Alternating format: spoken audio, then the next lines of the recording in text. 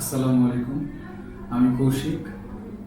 তাণ্ডব মুভির ফোরকাস্ট আসছে, 2 দিন হয়েছে। বিভিন্ন কারণে দেখা হয়নি, যদিও কোনো কথা না বলে সরাসরি তাণ্ডব মুভির ফোরকাস্টটাকে দেখি। আকস্মিকভাবে দেশের আবহাওয়ায় আমূল পরিবর্তন সংঘটিত হয়েছে। আজ দেশ জুড়ে ভয়াবহ দুর্যোগের সমূহ সম্ভাবনা রয়েছে। দেশের সব পুলিশ স্টেশনকে 10 নম্বর মহাবিপদ সংকেত দেখাতে বলা হয়েছে। সমগ্র দেশের তাপমাত্রা এবং বাতাসের গতিবেগ আজ অস্বাভাবিক রকম ভয়ঙ্কর। সমগ্র দেশবাসীকে তাই আজ যে যেখানে অবস্থান করছেন সেখানেই অবস্থান করতে অনুরোধ জানানো যাচ্ছে।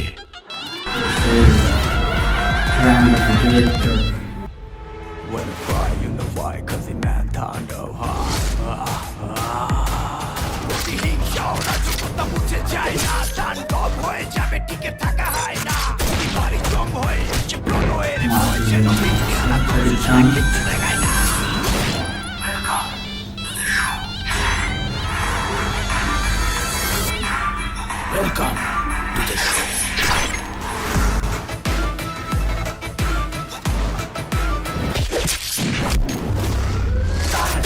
যেখানে যায় তুফানে তুলে যায় বিস্ফোরক দানব একজনই সে তাণ্ডব। যেখানে যায় ঝঞ্ঝা উঠে যায় ধ্বংসকারী দানব একজনই সে তাণ্ডব।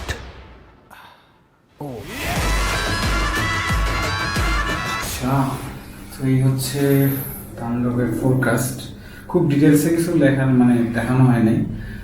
রায়হান রাফির সাথে Shakib Khan second time collaborate করতেছেন।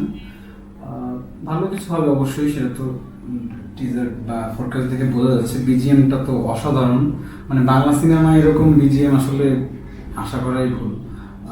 সাউথে যেমন অনিরুদ্ধ, হারির জয়রাজ কিংবা আরও লেজেন্ডারি যারা যারা রয়েছেন, অনিরুদ্ধের কথাই আমরা মূলত আর কি বেশি আলোচনা করি। ওনার বিজিএম নিয়ে খুব ক্যাচি বিজিএম হয় আর কি, ওইরকম বিজিএম দেওয়া হয়েছে এখানে। কে করছে আসলে বিজিএমটা এক্স্যাক্টলি আমি জানি না। আর সম্ভবত কোনো টেলিভিশন হাইজ্যাক বা অন্য কোনো ওইরকম হাইজ্যাকিং নিয়ে কোনো কাহিনী হবে। শাকিব খানের লুক তো বরাবর প্রিয়তমার পর থেকে প্রত্যেক সিনেমায় আলাদা আলাদাভাবে লুক চেঞ্জ করতেছে, প্রশংসা দাবি তার এটা অবশ্যই। আর কালার গ্রেডিং বলি বা এডিটিং বলি খুবই ভালো হয়েছে। আমি ওরকম মুভি বিশারদ না, তারপর আমার কাছে একজন সাধারণ দর্শক হিসেবে খুবই ভালো লাগছে। আশা করি ভালো কিছুই হবে। বরবাদের যে গ্র্যান্ডার ছিল ওইরকম গ্র্যান্ডার না থাকলেও এডিটিং বলি বা আমার মনে হয় স্টোরি বেসড একটা ভালো একটা কাহিনী হবে। অ্যাকশনও ভালো হওয়ার কথা।